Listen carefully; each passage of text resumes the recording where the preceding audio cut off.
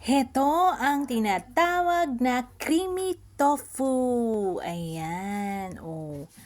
Ang sarap. Napaka-creamy. Tingnan nyo. Yes, yes. Hi guys! Good evening! Ayan, ang mami ko ay nagluto ng creamy tofu. Ayan. Ang sarap tingnan. Nagugutom na ako kaso lang medyo busog pa ako kasi nagmerienda kami ng sandwich sa office pero parang natatakam na ako sa nakikita ko.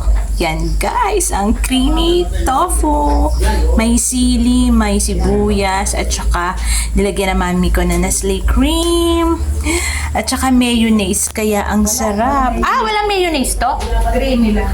Nestle cream lang pala. Yes, yes, yes. So guys, excited akong kumain ng dinner mamaya. Okay, babu! Follow for more and share na rin ang video na to.